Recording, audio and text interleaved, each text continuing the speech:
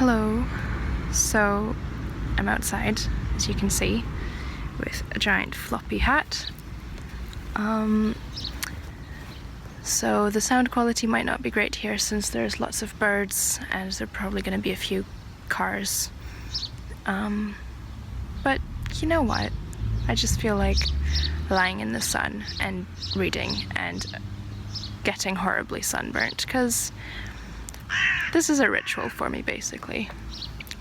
You know, start of the summer, lie in the sun, read and get sunburnt. Anyway, I found on my bedside table here at my mum's place this Jeanette Winterson collection called The World and Other Places, which, by the way, is the absolute best name. Like, I love this title.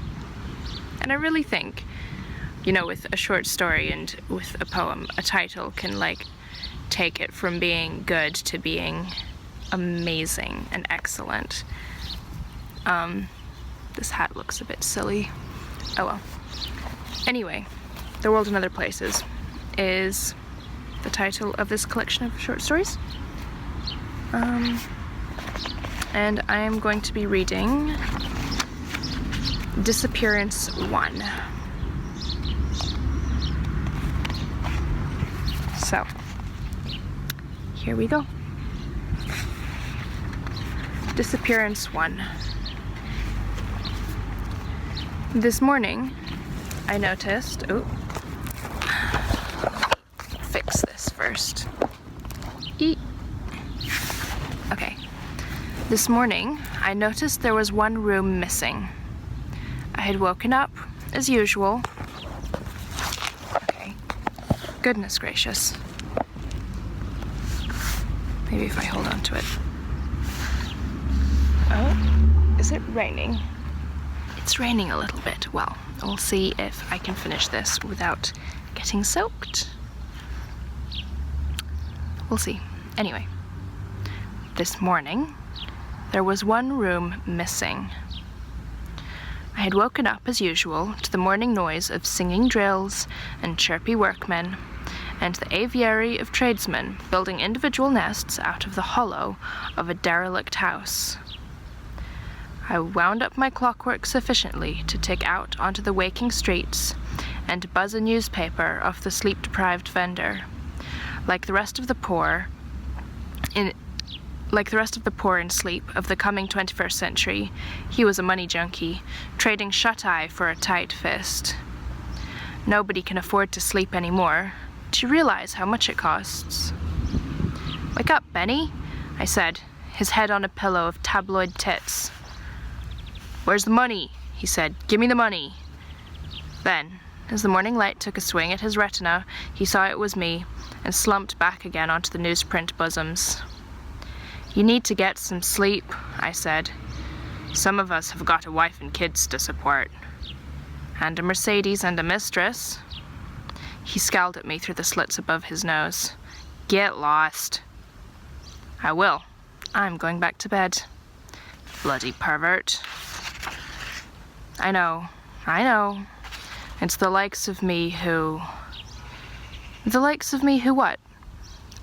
I am single. I have a girlfriend. I rent a nice flat with a kitchen, a sitting room, and a bedroom.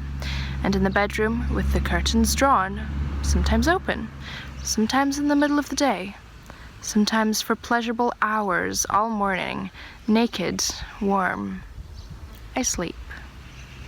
How did it start? It started before I was born.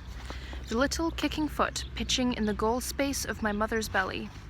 The round ball of me, netted and home. Safe to sleep before the long header down the tunnel and out into a stadium of lights.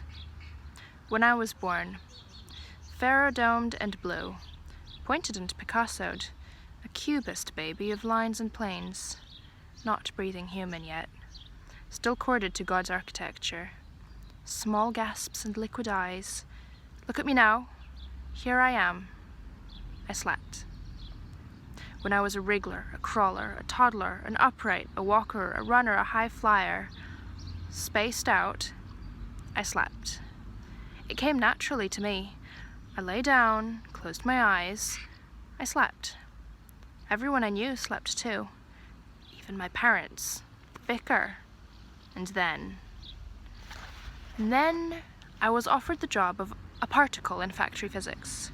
I was offered the job of an electron in an office atom. I was offered the job of a frequency for a radio station. People told me I could easily make it as a ray in a ray gun. What's the matter with you? Don't you want to do well? I wanted to be a beach bum and work on my wave function. I've always loved the sea. Most of the jobs advertised these days insist on a non-sleeper. Sleeping is dirty, unhygienic, wasteful, and disrespectful to others. All public spaces are designated non-sleeping, and even a quick nap on a park bench carries a £50 fine. You can still sleep in your own home, but all new beds are required by law to have a personal alarm clock built into the mattress. If you get caught on a bed check with a dead alarm, that's another £50 fine. 3 fines, and you're disqualified from sleeping for a year. I don't have a new bed. When I invited my girlfriend to my flat for the first time, she had never seen a bed like mine. Wow, is that an antique? Do you like antiques? Well, they're so old. This is my bed, my one and only. What do you use it for? I sleep in it. For special occasions? Every night. 9 or 10 hours every night. You mean every week? I took her in my arms. Tonight, this night, tomorrow night, the nights and gentle stars. With you, if you like, rolled and dark and quilted with stars. I asked her to sleep with me. You mean lie awake with you? Everybody wants to know if we're lying awake together. Sleeping together. She was worried. Now she knew she was with a real heavy number. 9 or 10 hours a night. I nodded, addicted, dumb, sleep-hooked, sleepy. She left. I advertised in an underground magazine called Snooze. Girlfriend wanted, must have own bed. I am not rich, but my sister is. Lie her down and cover her in gold, and not even her left eye would be showing. She works for a German giant called Fafner UK. Their business is other people's money, and the more they have, the more they want. My sister was one of the first to give up sleep for the sake of her career. She works a 20-hour day in 2 time zones. She worries about me. Hello, it's your sister. It's the middle of the night. I was worried about you. Don't worry about me. I saw your small ad in Snooze magazine. How did you know it was me? You put your name, address, and phone number. She told me to see a doctor and get some waking pills. She offered me a job. I asked her why she had been reading Snooze magazine. She didn't like that. She knows it's pornography. If you can find it in a shop, it's always the top shelf. And by top shelf, I mean you have to ask the assistant for a ladder. It takes a particular kind of somnolent courage to clatter the aluminium steps through the eager beavers in the hobbies section, clamber up past adult entertainment, SM, snuff, corpse, until you can fumble for the plain brown paper wrapper of Snooze. I have asked the assistant to keep it under the counter for me, the way she does with the incest magazine, motherfucker. She shook her head. I can't do that with Snooze. Not Snooze. In any case, from next month you'll have to sign for it. So, there I was, with a sleep magazine on prescription. Yes, prescription. Doctor's orders, dear sister. It's my new job. Didn't I tell you about that? I know we are walking home by a roundabout route, but after I bought my paper this morning, I decided to go to the park and feed the rubber ducks. The real ducks died because so many people were feeding them in the new 24-hour working day that not a drake nor a duck had a moment to itself. Some sank under the weight of soggy bread. Others exploded. The rubber variety are much more adaptable. The sun shone. Maddeningly, it won't shine during the night, but we are working on it. I walked quickly, purposefully through the dead-eyed crowds making a breakfast break, until I got clear of the feeding areas and onto a crisp grass knoll. No one ever comes up here. It's too aimless. There's no reason to come up here. No swings, no cafe, not even a bench. I flung myself down and watched the clouds bumping each other, the break and mend of a morning sky. My body was relaxed, and the ordered chords of my thinking mind began to separate into component notes, to replay themselves without effort, without purpose, trailing into sleep. Hello. So first of all, my phone, which I'm using to record this, stopped working. And then it started raining, so I've had to come inside. And I'll finish reading my story here. I dreamed I was a single moment in a single day. A note struck and vanished. A sounding, a reckoning, gone. I was awoken rudely, far too rudely. The keeper prodded me with a sharp stick as though I were a beast in a zoo. I opened my eyes and the clouds were gone.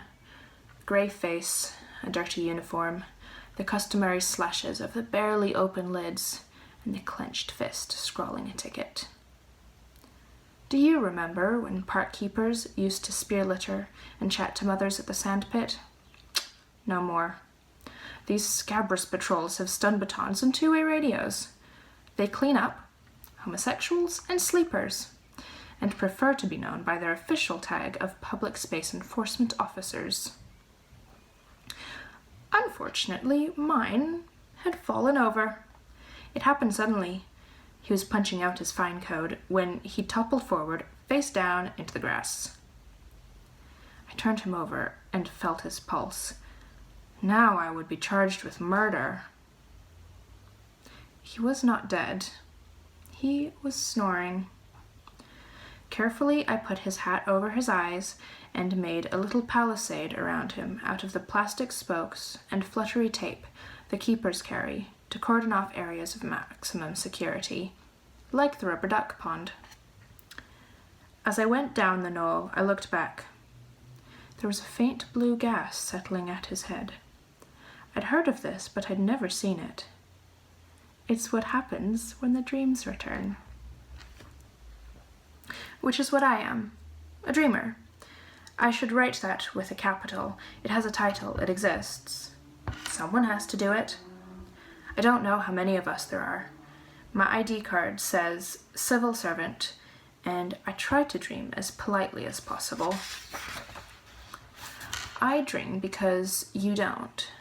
Dreaming is my job, and my dreams are tele-electronically recorded and transmitted at dream points around the city.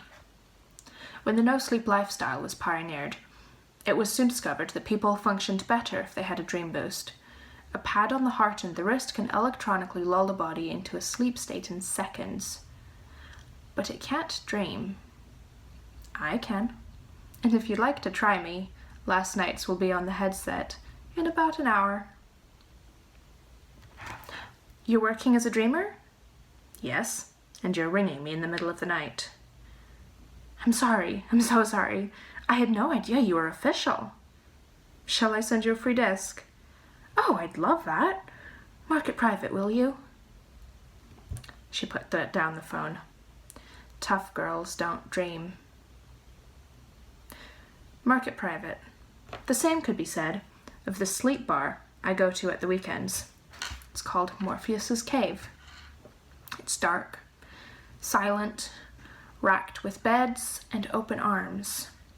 I was hoping to find a girlfriend there, groping around with a torch, looking for a nice face. The trouble is, it's difficult to know how he'd get on when she is awake. Tonight I'm trying the Sleeping Beauty.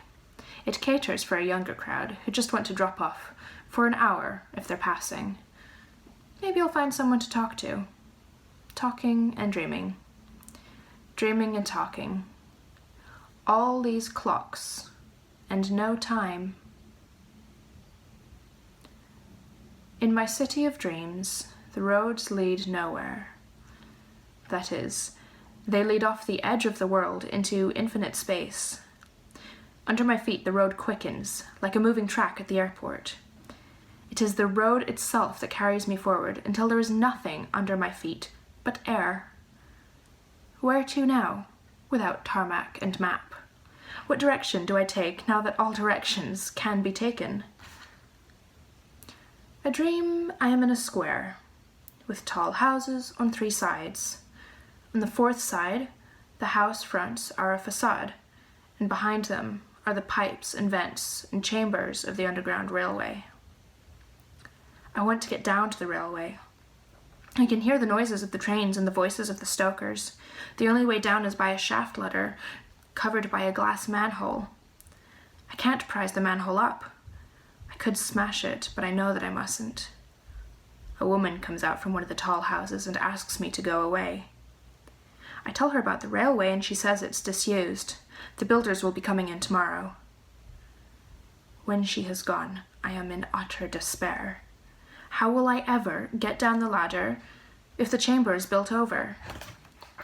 I find myself scurrying over disused ground, on all fours like an animal, looking for an animal hole to take me away from the topmost world. These dreams of mine are carefully screened for disruptive elements. Only here, only now, what is between us is true. You and I, this honesty we make. Sleep with me. At the Sleeping Beauty, I ordered a shot of brandy with a jug of hot milk in it and went to lie down in the pillow room. The pillow room is where most of the girls go. It's dark, soft, and there's a dream screen on the wall. When I walked in, they were playing one of my dreams. That isn't how it ends, I said before I could stop myself. It was a nightmare. I wasn't running happily over the just planted earth. I was an animal on derelict ground. A couple of girls got up and went off to the zzz bar. I was left alone with a wide-awake redhead squirreling out the contents of her handbag. She offered me a sleeping pill. I shook my head. It's not sleep I need, I said. She looked disappointed and lay back on the pillows watching the screen. The dream was over. We were in an advertising break. Something about quality of life on a new breakfast cereal called Go! I rolled over beside her and kissed her surprised mouth. Horizontal contact is strictly forbidden at bars like Sleeping Beauty. I moved across a bolster to hide us and let her undo my belt. Later that night, walking home arm in arm, we talked about opening a fish restaurant by the sea. Holiday resorts are sleep-designated areas. The only difficulty is that everyone there is too exhausted to eat. Most go intravenous for a fortnight in August. I'm lucky, I said. I'm a dreamer. I don't know if she understood. Then came the tough question. The question I had been afraid to ask. Will you sleep with me? Under the night rug, the star rug, moon as lantern, man in the moon watching over us. Yes. No, it's okay. I can... Under the night rug, the star rug, moon as lantern, man in the moon watching over us, dog star at his heels, we lay. The planets are bodies in the solar system, and so are we. You and I in elliptical orbs circling life. It is life we want, but we daren't come too close for fear it might burn us away, this life in its intensity. We call it life force, and it is force enough to push the shoot through clay, force enough to impel the baby out of nothing into light. When I hold you in this night-soaked bed, it is courage for the day I seek. Courage that when the light comes, I will turn towards it. It couldn't be simpler. It couldn't be harder. In this little night-covered world with you, I hope to find what I long for. A clue, a map, a bird flying south, and when the light comes, we will get dressed together and go. Head to head, she and I, ordinary receivers of dreams. But the dreams are not ordinary. The coded lunar language is only half heard. The Aztecs believed that the moon would tell the way to the sun god, the way of darkness to the way of light, sign into speech. Will it be so? Let me sleep with you. Let me hear the things you cannot say. And so, it was morning, and I went to buy the paper. I came back to my flat and went into the kitchen to make coffee. I took a cup to the bedroom, and that is when I discovered that the bedroom was no longer there. I called your name and there was no answer. I stared at the wall where the door had been, where the bedroom had been. There was a noise behind me. It was my landlord. "What are you doing here?" I said. "Supervising the conversion," he said. "Didn't you get my letter?" He was holding it in his hand. I read it. It informed me that my bedroom was to be made into a separate flat. My bedroom was surplus to requirements. It was quaint, out of date, something like a vegetable allotment in the age of the supermarket. It was a luxury. I couldn't afford it. But this is a one-bedroom apartment. "You have a kitchen and a sitting room. What more do you want?" "I want a bedroom." He shook his head in regret and disbelief, offended. I followed him outside to where a couple of men were fitting a new front door into what had been my wardrobe space. There was a large box on the pavement, marked clothes. "Where's my bed?" "Don't need a bed if you ain't got a bedroom," said one of the workmen logically. "Where is it, and where is what was in it?" There was a leer, or a sneer, or a jeer. They shrugged.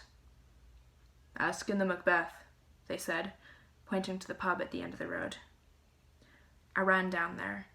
The Macbeth is a 24-hour swill bar, a thug trough, a beer urinal.